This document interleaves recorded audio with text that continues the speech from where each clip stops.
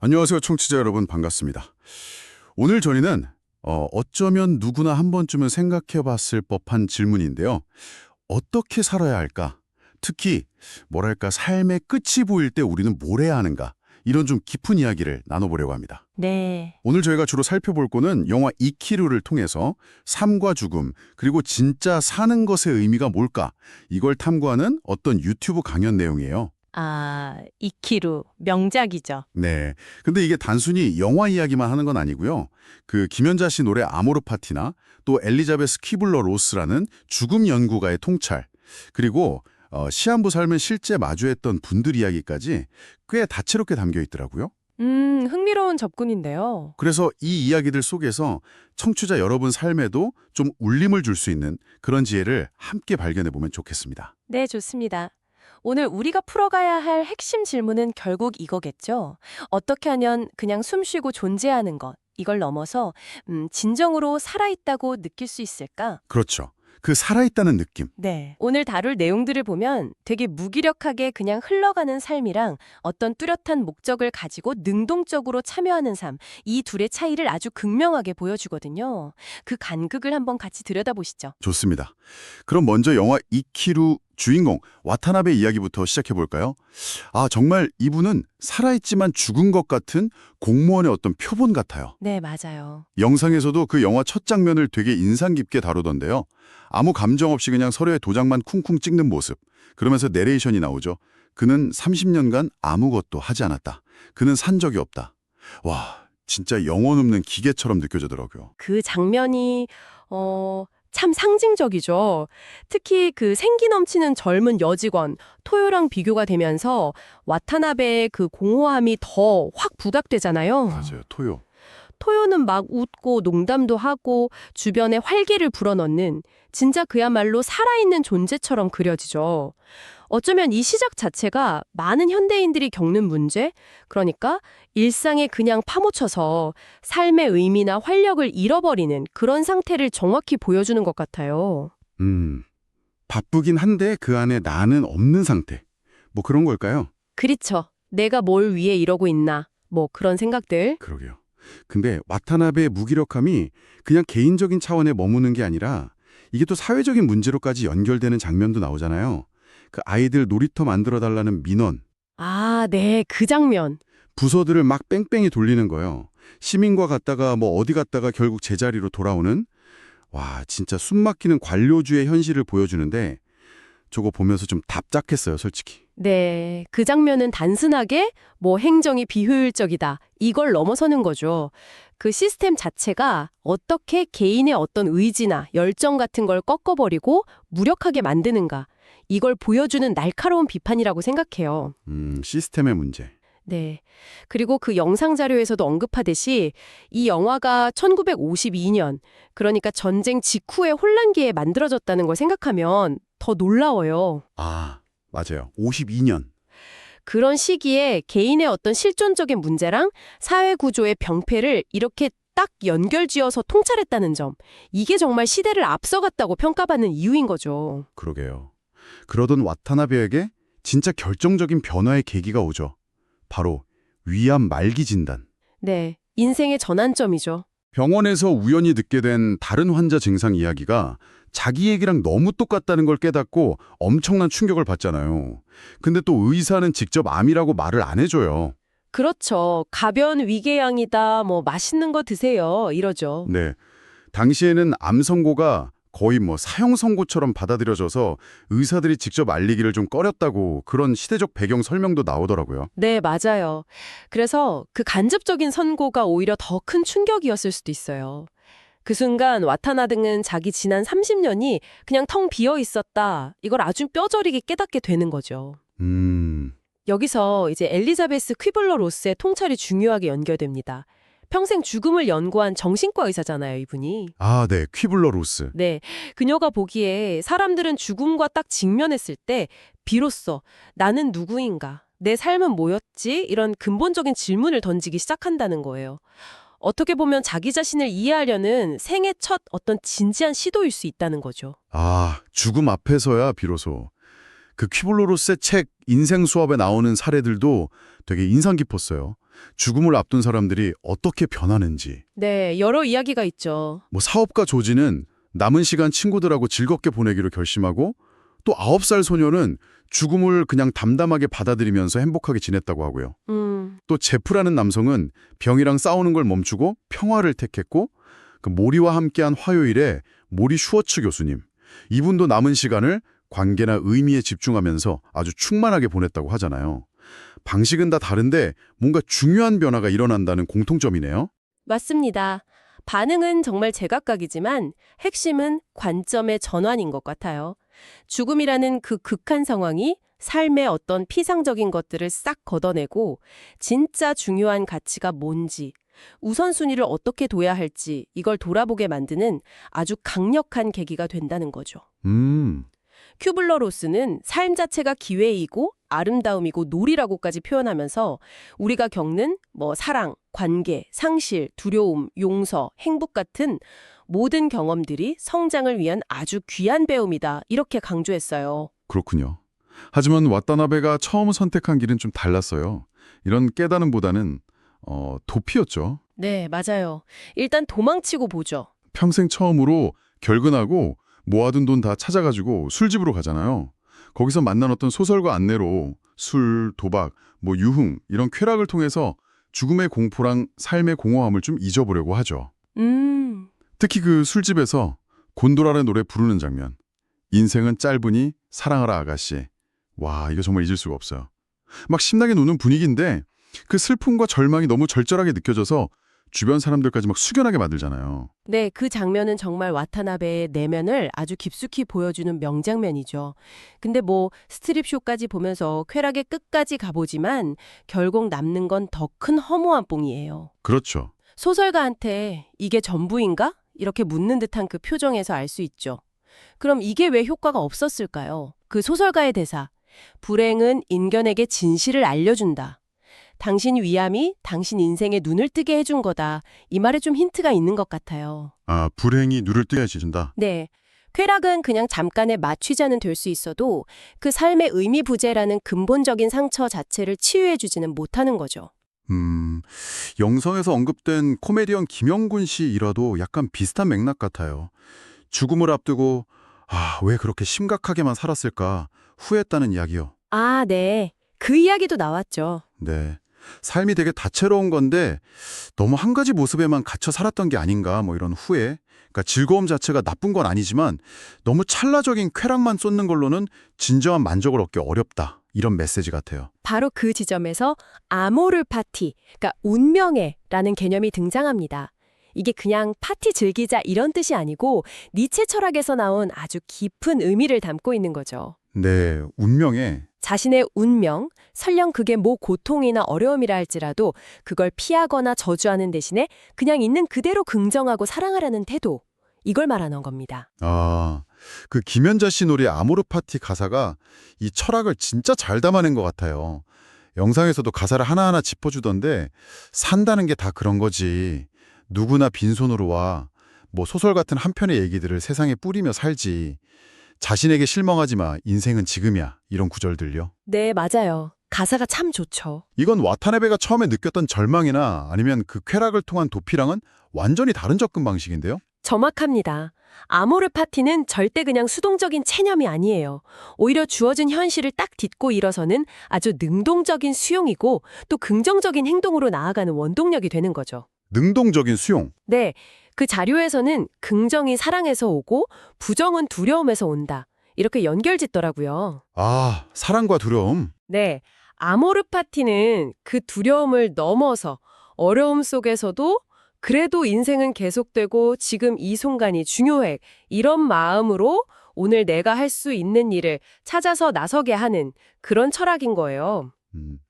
그러니까 절망과 허무한 쾌락주의, 그 양극단에 대한 아주 의미 있는 대안을 제시하는 셈이죠. 고통을 오히려 성장의 발판으로 삼는다는 점에서도 의미가 깊고요. 그렇군요. 그렇게 방황하던 와타나베에게 진짜 전환점은 우연히 다시 만난 옛날 부하 직원 토요와의 대화에서 찾아오죠. 네, 토요와의 만남. 이게 중요하죠. 워낙 밝고 생기 넘치는 친구니까 그 에너지를 느끼고 계속 만나자고 하잖아요. 마지막 만남에서 결국 자기 병을 고백하면서 묻죠. 어떻게 그렇게 활기차게 살 수 있어? 나 죽기 전에 당신처럼 단 하루라도 좀 살아보고 싶소. 근데 그녀 대답이 참, 뜻밖이었어요. 네, 그렇죠. 와타나베는 뭔가 거창한 비결을 기대했을 텐데 토요의 대답은 놀랄 만큼 단순하고 소박했습니다. 네. 그때 장난감 공장에서 토끼 인형 만드는 일을 하고 있었는데 그 태엽 감는 토끼 인형을 보여주면서 이렇게 말하잖아요. 별거 없어요. 그냥 먹고 살려고 일하는 거죠. 근데 이 토끼 인형 만드는 게 재밌어요. 이걸 만들면 전국의 아기들하고 친구가 되는 기분이 들거든요. 과장님도 뭔가 한번 해보세요. 아, 그 토끼 인형? 네, 이 평범한 말이 와타나베한테는 정말 엄청난 충격이자 깨달음으로 다가오는 거죠. 바로 그 순간이죠. 그래, 나도 무언가 할 수 있어. 아직 늦지 않았어. 와타나베가 막 새로운 사람으로 태어난 것처럼 힘차게 레스토랑 계단을 내려가잖아요. 맞아요. 공교롭게 그때 또 레스토랑에서 생일 축하 노래가 마구 이어져지는데 와, 이게 마치 그의 새로운 삶의 시작을 축복하는 배경음악처럼 들리더라고요. 그 작은 토끼 인형이 와타나베에게는 어떤 희망의 상징이 된 거네요. 네, 이 만남이 주는 의미가 아주 중요하다고 생각해요. 삶의 의미나 목적이라는 게 꼭 뭐 거창하거나 특별한 일이어야만 하는 게 아니다. 오히려 타인과의 어떤 연결 혹은 더 큰 무언가에 기여하는 소박하지만 진심 어린 행동 속에서 발견될 수 있다는 걸 보여주거든요. 소박하지만 진심 어린 행동. 그렇죠. 큐블러 로스가 말했던 일과 놀이를 분리하지 말고 일 속에서 즐거움을 찾아라 라는 조언이나 자신을 돌보는 마음이 타인을 향한 관심으로 이어진다는 생각과도 이게 정확히 맞닿아 있어요. 아, 그렇네요. 결국 나를 아끼는 마음에서 시작해서 세상 속에서 내가 할 수 있는 어떤 의미 있는 역할을 찾아 나서는 과정, 그게 중요한 거죠. 그리고 와타나베는 마침내 자신이 해야 할 일을 찾아내죠. 바로 예전에 자기가 묵살했던 민원. 쿠르의 지역 주민들이 웅덩이 메우고 어린이 놀이터 만들어달라고 했던 거예요. 네, 맞아요. 그 잊혀졌던 민원. 서리더미 속에서 그 민원서를 딱 찾아내고는 아직 할 수 있다고 되누면서 다시 시청으로 향하잖아요. 이때부터는 정말 완전히 다른 사람이 돼요. 과거의 그 무기력함은 온데간데였고 목적을 향한 열정하고 끈기, 이게 그를 이끌죠. 영상에서도 강조하듯이 죽었지만 살아있는 와타나베하고 영화 초반에 살아있지만 죽은 와타나베, 이 대비가 정말 극명하게 드러납니다. 근데 그 과정이 뭐 순탄하지만은 않았죠. 수많은 관료적 장애물하고 싸워야 했잖아요. 그렇죠. 쉽지 않았죠. 부서들을 막 찾아다니면서 끈질기게 설득하고 때로는 진짜 머리 숙여서 부탁하면서 도장 받아내고 심지어 그 땅에 술집 지으려던 조폭들 협박까지 받게 되죠. 아, 맞아요. 조폭 장면. 네. 근데 그 멱살 잡힌 상황에서도 오히려 되게 초연한 미소를 보이잖아요. 그러니까 조폭들이 당황해서 물러나는 장면. 이건 정말 죽음을 받아들인 그에게 더 이상 두려움이 없다는 걸 보여주는 아주 인상적인 대목이에요. 와, 진짜 그러네요. 가수 기른정 씨 이야기도 참 감동적이었어요. 자료에 나오는데 암투병 중에도 좌절하지 않고 마지막까지 의미 있게 살겠다. 이런 새로운 목표를 세웠다고 하죠. 네, 저도 그 부분 인상 깊게 봤습니다. 나중에 생을 마감할 때 기른정, 너 잘 살았다. 가는 거 아깝지 않아. 라고 웃으면서 떠날 수 있는 목표. 이렇게 말했다는데 와, 정말 대단하다는 생각이 들었어요. 강물을 보면서 자연의 순환처럼 죽음을 받아들이는 모습. 파도가 와, 해가 뜨고 돌아가는 것이 인생이구나. 이것도 깊은 울림을 줬고요. 와타나베나 기른정 씨 같은 사례들은 결국 삶의 목적이라는 것이 종종 타인을 위한 어떤 봉사, 공동체에 대한 기여, 혹은 의미 있는 관계를 맺는 것과 깊이 연관되어 있다는 점을 다시 한번 확인시켜주는 것 같아요. 네네. 모리 슈워츠 교수가 조언했듯이 자신의 사랑하는 이들을 위해 살고 공동체에 봉사하며 의미를 주는 일을 창조하는 데 헌신하라. 이 말하고 정확히 일치하죠. 매일 어깨 위에 작은 새에게 묻듯이 오늘이 그날인가? 나는 준비가 됐나? 내가 원하는 사람으로 살고 있나? 이렇게 스스로 질문하면서 살아가는 자세가 중요하다는 걸 보여주는 것 같습니다. 아, 그 드라마 눈이 부시게 마지막 김혜자 씨 내레이션도 이 모든 이야기를 딱 관통하는 메시지를 던져주는 것 같아요. 아, 그 명대사. 네. 대단하지 않은 하루가 지나고 또 별거 않는 하루가 온다 해도 인생은 살 가치가 있습니다.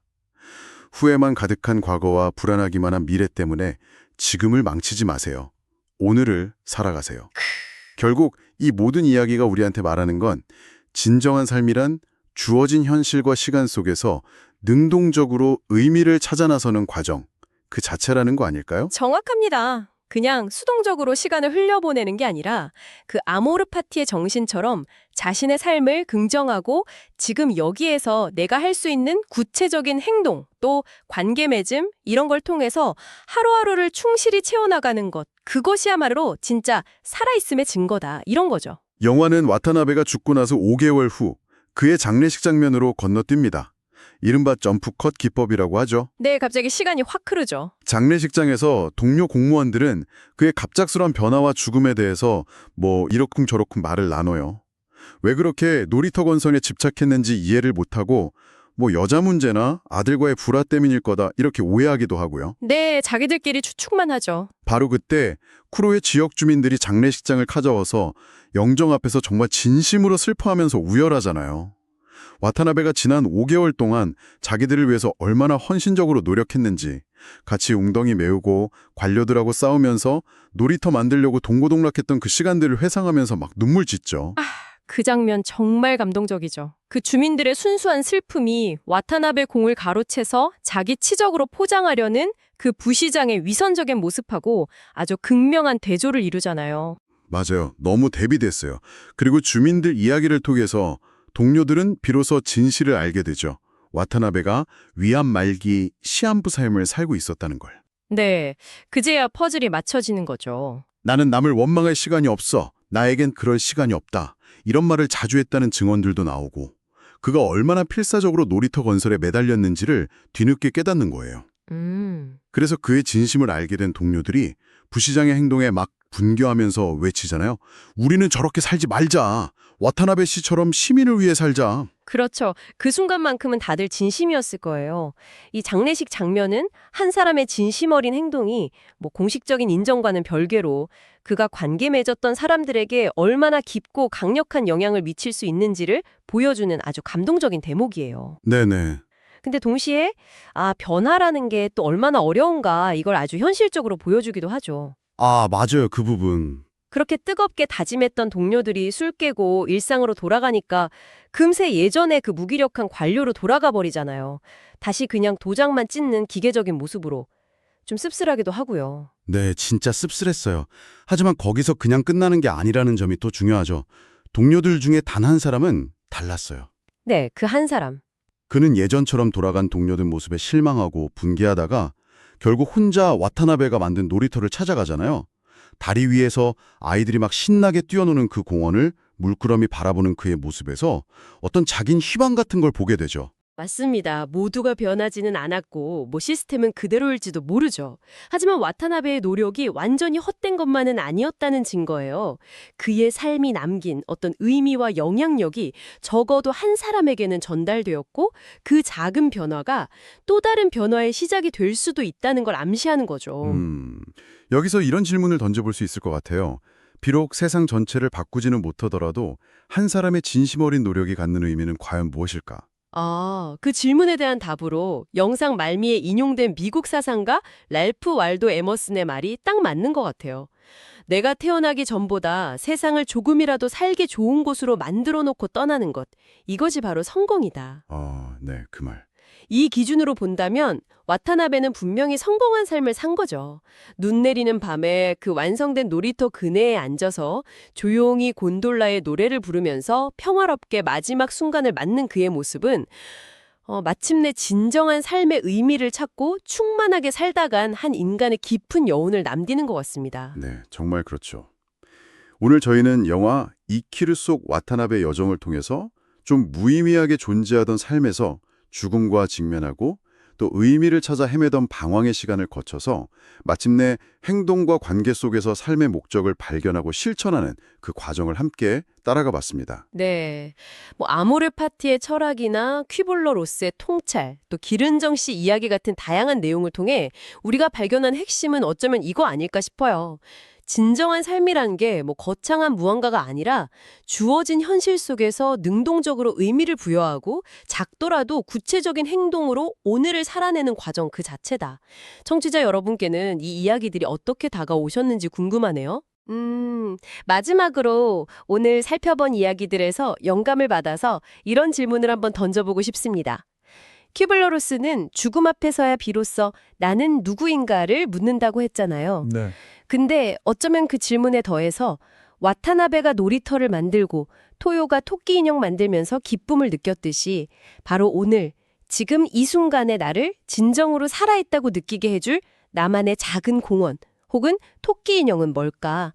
이렇게 스스로에게 물어보는 건 어떨까요? 아, 나만의 작은 공원 토끼 인형 좋네요. 네, 여러분의 시간과 마음을 기다리고 있는 그 작지만 소중한 의미는 무엇인지 한번 떠올려보는 시간이 되셨기를 바랍니다. 네, 오늘 저희와 함께 이 깊은 이야기에 동참해 주셔서 정말 감사합니다.